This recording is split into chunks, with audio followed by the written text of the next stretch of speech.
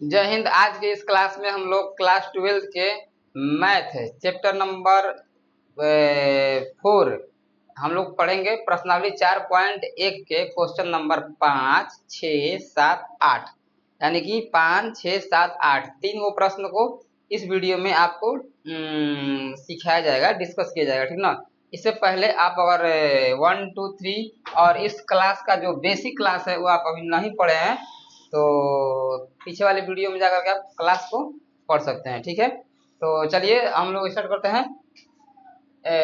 प्रश्नावली 4.1 क्लास कौन सा है? 12, विषय कौन सा है? मैथ, ठीक है। देखिए पांचवा प्रश्न में कहा गया है कि निम्नलिखित के सारणिक का मान ज्ञात करना है। क्या ज्ञात करना है मेरे प्यारे विद्यार्थी? सारणिक का मान ज्ञात करना है, ठीक है। तो हम पार्ट 2 में आपको सिखा दिए हैं कि 3/3 कोटि के जो अवयव होते हैं उनके सारणिक का मान हम कैसे ज्ञात करते हैं तो सिखा दिए हैं। एक बार फिर सिखाते हैं। यहाँ पर आप देखिए ई वाले लाइन जो है ना, यहाँ से इस वाले लाइन को, ई वाले लाइन को बोलते हैं हम लोग, बोलते हैं पंक्ति। क्या बोलते हैं? पंक्ति। इंग्लिश में इसको बोलते हैं रो। तो हो जाएगा हमारा R1। क्या हो जाएगा? R1। हो जाएगा हमारा R2, मतलब कि रो 1 नंबर 2 आ जाएगा रो नंबर 3। इस वाले लाइन ऐसे, अगर ऐसे चलेंगे इस तरह से, ऐसे खड़े रहेंगे तो इस वाले लाइन को C1 बोलेंगे, मतलब कॉलम नंबर 1, और कॉलम नंबर 2 मतलब स्तंभ, और कॉलम नंबर 3।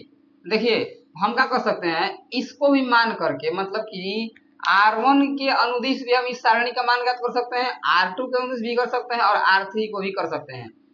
अगर C1 के अनुदिश भी हम इसका मान ज्ञात कर सकते हैं, C2 के अनुदिश भी मान ज्ञात कर सकते हैं और C3 के अनुदिश भी हम क्या कर सकते हैं, इसमें सारणी का मान ज्ञात कर सकते हैं। तो अभी हम यहाँ पर R1 इसको लेते हैं, ठीक ना।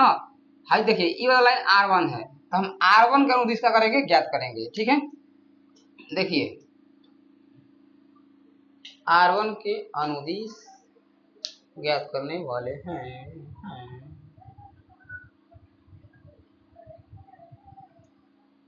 ठीक है। देखिए R1 का अनुदिश तो लिखेंगे हम लोग कि R1 के अनुदिश, R1 के अनुदिश प्रसरण करने पर,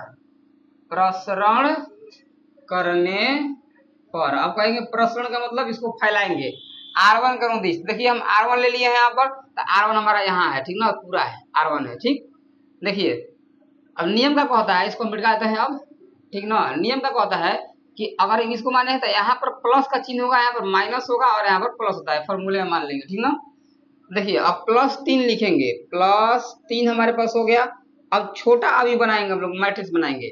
देखिए जिसको लिखें उसमें उस रो में और उस कॉलम में जो भी है इसको डाउन कर खत्म कर देंगे। ये पूरा और ये पूरा खत्म। हमारे पास कितना बच गया हमारे पास 0, -1, -5 और 0। फिर समझिएगा 3 लिखे हैं तो 3 के लाइन इधर से और इधर से पूरा खत्म, गायब कर दिए। बचा का 0, -1, 0 से लिखा गया, -5, 0, ठीक है, बंद कर देंगे। देखिए फॉर्मूला में होता है माइनस का चिन्ह, फॉर्मूला में क्या होता है, माइनस का चिन्ह होता है, माइनस हो जाएगा पहले ही से। लेकिन हमको इसको भी लिखना है तो -1 को भी लिखेंगे, तो माइनस में हो जाएगा प्लस हो जाएगा, ठीक ना। तो 1 ले लिए, जब 1 लिए हम तो इस लाइन में जो भी होगा, ठीक, ये खत्म हो गया और इस लाइन में जो भी होगा खत्म हो गया। हमारे पास बच क्या गया जी? देखिए हमारे पास बच गया 0, -1, फिर क्या बच गया 3 और बच गया हमारे पास 0, ठीक है ना। कोई दिक्कत नहीं। अब आगे वाला आएंगे, हम आगे आएंगे इसके, तो आगे आएंगे तो अब मैं देखिए यहाँ प्लस का चिन्ह होता है और है माइनस पहले से। फॉर्मूला में देखिए उसमें प्लस होता है, नियम में प्लस होता है, लेकिन यहाँ माइनस है, तो हम +2 लिखेंगे तो 2 क्या माइनस है ना, तो ये माइनस इसको क्या कर देगा, माइनस ही बना देगा, इसलिए हम इसका क्या कर देंगे, माइनस, ठीक ना। अगर आप बहुत बढ़िया समझना चाहते हैं तो एक पीछे हम लोग स्पेशल सिखाए हैं इसका मान ज्ञात करने के लिए, ठीक है ना। तो देखिए जब हम ई ले लिए ई वाला, तो इसमें से इसको डाउन गायब करेंगे और इसको गायब करेंगे, ठीक ना। हमारे पास क्या बच गया डबल 0 और बच गया 3 और बच गया -5, ठीक है। तो आपको पता है कि अब इसको क्या करना है, अब कुछ नहीं करना है। अब अंदर जो बच गया है और लिखेंगे +3, ठीक। अब देखिए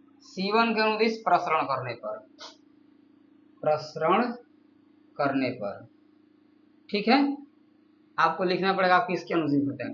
तो C1 हो गया, यहाँ पर देखिए प्लस चिन्ह होता है, यहाँ माइनस होता है, यहाँ पर क्या होता है प्लस होता है, ठीक ना। Plus plus minus plus plus minus, यहाँ पर प्लस, ठीक है, कोई दिक्कत नहीं है। चलिए अब देखते हैं, तो यहाँ पर 3 लिखेंगे, पहले लिखेंगे प्लस में 3। अब देखिए इसका स्टार्टिंग बनाएंगे, ई वाला लाइन खत्म, ये वाला लाइन खत्म, बचा है हमारे पास 1 -2 और 3 और 1, ठीक है, बहुत आसान है, बहुत आसान है। फिर अब लिखे 1, देखिए 1 क्या पहुंच गया माइनस में, तो -1 लिखेंगे, फिर बनाएंगे हम साड़ी, ई वाला लाइन और ई वाला लाइन खत्म, ई वाला और ई वाला खत्म हो गया, ठीक ना। तो बचा है क्या, हमारे -4 3 5 1, ठीक है। अब हमारे हैं -2 पर, -2, ठीक है ना। सॉरी वहां कहाँ चल गए, हाँ इस पर लगाते हैं प्लस में 2, ठीक है।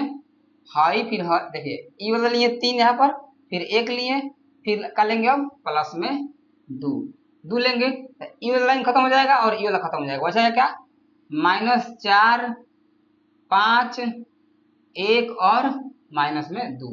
अब कुछ नहीं करना है, बस 3 लिखेंगे, इसे गुणा करेंगे तो 1 हो जाएगा, माइनस में 2 3 6, माइनस पहले ही से तो प्लस 6 हो जाएगा, ठीक है ना। माइनस में 1 4, देखिए 4 1 कम 4, माइनस में 4, अब नियम में होता है माइनस, तब बचते हैं के 15, ठीक है।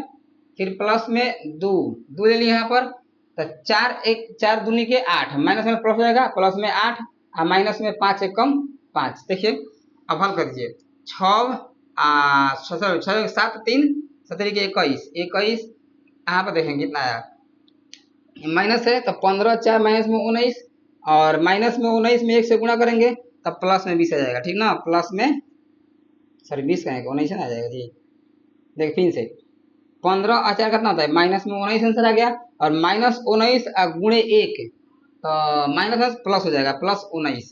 अब प्लस यहाँ पे देखेंगे 8 में से 5 कितना होता है 3, और 3 दूनी के 6, अब इसको जोड़ लेंगे कितना आ जाएगा 19 1 20 20 5 25 और 25 1 26 और 26 20 20 20 46, कितना आंसर आ गया, इसका आंसर आ गया 46, ठीक है आंसर। तो उम्मीद करते हैं कि आपका जो बाकी का प्रश्न बचा हुआ है, आपके पास कितना बचा हुआ है, प्रश्न नंबर 3 और मेरे प्यारे विद्यार्थियों प्रश्न नंबर 4 आप अच्छे से हल कर पाएंगे, ठीक है, अपने से हल कर लीजिएगा। अगर नहीं हल कर पाएंगे तो आप कमेंट में बोल दीजिएगा सर हमको समझ में नहीं आया, तो हम फिर से क्या करेंगे, आप लोगों को समझाने का प्रयास करते हैं। अब हम चलते हैं अगला प्रश्न, 6 नंबर प्रश्न पर। देखिए आप चाहेंगे तो 6वां प्रश्न भी बना सकते हैं, दिया है ए बराबर इतना, तो बोला है ए मॉड का मान ज्ञात कीजिए, बस ए मॉड का मान वही तो है। अगर इसको ए बराबर दिया होता तो ए मॉड का मान ज्ञात कर देते, ठीक है ना। चलिए तो हम 6वां प्रश्न देखते हैं। चलिए अब हम इसी का 6ठा नंबर प्रश्न को देखते हैं, ठीक है।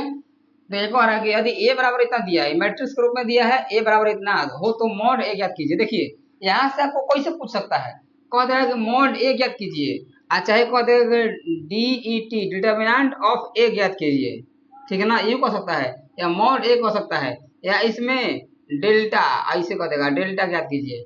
तो सब कोई भी कहेगा, या मॉड ए का मान ज्ञात करने के लिए कहा दे, चाहे डिटर्मिनेंट ऑफ ए ज्ञात करने के लिए कह दे, चाहे डेल्टा का मान ज्ञात करने के लिए कह दे, तो हमें सारणिक का मान ही ज्ञात करने का कह रहा है, क्योंकि इन तीनों को सूचित एक के इस सब सूचित करते हैं सारणी का। तो कैसे इसको बनाएंगे, फिर वैसे ही बनाएंगे जिसे हम लोग लेते हैं, ठीक ना। ए बराबर दिया है ना, तो मॉड ए हम लोग ले लेंगे, मॉड ए बराबर इसको बदल देंगे सारणी में, हो जाएगा हमारे पास कितना 1 1 2 2 1 3 5 4 9। अब हम लोग ले लेंगे R1 के अनुदिश, R1 के अनुदिश प्रसरण, ठीक है। तो 1 लिखेंगे यहाँ पर, देखिए चिन्ह प्लस माइनस प्लस, तो 1 लिखेंगे यहाँ पर, तो 1 1 कट गया, ढाई ढाई, तब बचा लगा 1 3 4 9। आप शॉर्ट में बना सकते हैं -1, तो -1 हो गया, तो यहाँ पर ई कट जाएगा, ढाई से ढाई और ढाई, बचल का 2 3 5 और 9, ठीक है। फिर आएगा हमारे पास 2 आया, तो ई और ई खत्म, बचा हमारे पास कितना दो, एक, 5 और ही 4, ठीक है ना जी। देखते रहना, कोई दिक्कत नहीं है। यहाँ पर लिखेंगे एक, यहाँ पर ऐसे 9 एकम 9 माइनस में 9 चरतियाई 12। ध्यान दीजिएगा, हमेशा इसको पहले गुणा करेंगे, इसको नहीं। फिर यहाँ पर माइनस में एक, इसको करेंगे तो 9 दूनी के 9 दूनी 18 माइनस 5 15 हो जाएगा। यहाँ पर प्लस में हो जाएगा 2, यहाँ पर 4 दूनी 8 और 5 एकम 5। अब सॉल्व कर लेंगे, पहले कोष्ट कॉल करते हैं। तो 9 में से 3 घटेगा तो माइनस में 12 घटेगा तो माइनस में 3 बचेगा, माइनस 3 एकम माइनस के 3 हो जाएगा। यहाँ 8 15 में से 18 घटेगा तो कितना हो जाएगा 3, और 3 यहाँ पर प्लस में, और यहाँ पर 3 एकम 3 तो माइनस में 3 हो जाएगा। यहाँ पर हो जाएगा हमारे पास 8 में से 5 घटेगा तो बचेगा 3, और 3 दूनी के 6 तो प्लस में जाएगा हमारे पास 6। 3 3 भुजा गया, बच गया आंसर 6, ठीक है। तो हमारे पास क्या जीरो, ओ सॉरी सॉरी सॉरी सॉरी, हम सोचे कि यहाँ पर अलग अलग चीज है ना। देखिए माइनस माइनस माइनस में 6 हो जाएगा, प्लस में 6, अभी भूजा गया तो अब भूजा तब हो जाएगा 0 आंसर, ठीक है। डेल्टा का मान हमारे पास क्या आ गया, 0 आ गया, ठीक है ना। तो हड़बड़ाने वाली बात नहीं है, बहुत ही आसान है। अगर आप हमसे मैथ पढ़ते हैं, चाहे आप 9th का पढ़े या चाहे 12th का पढ़े, चाहे 11th का पढ़े, चाहे कोनो क्लास का आप मैथ पढ़ेंगे ना, तो इससे आसान आपको हमको नहीं लगता है कि आपको कहीं मिलने वाला है, ठीक है ना। एकदम धड़ल्ले से आपके दिमाग में समझ में आ जाएगा। समझ में नहीं आ गया, विश्वास नहीं है तो आप आइए हमारे यूट्यूब चैनल पर, और बहुत सारा मैथ का वीडियो है, पढ़िए और देखिए कि हम सच में बता रहे हैं या झूठ बोल रहे हैं, ठीक है ना। ज्यादा कहने कहाने वाला बात नहीं है। अब हम लोग इस प्रश्नावली के 7वां और 8वां प्रश्न देखते हैं। 7वां हमको आ रहा है कि x का मान ज्ञात कीजिए। अरे x का मान ज्ञात करने में कुछ नहीं है जी, बस खाली इसी को आ रहा है। देखिए यहाँ पर एक सारणी दिया है 2x2 कोटि का, और यहाँ पर सारणी दिया है, दोनों में बीच में क्रॉस मैंने बराबर का चिन्ह लगाया है। देखिए आप अगर आयु पढ़े होंगे तो आयु में आप देखे होंगे कि अगर दो समान कोटि के अवयव आपस में बराबर होंगे तो उसके संगत अवयव भी आपस में बराबर होते हैं। आप ये नियम जानते होंगे।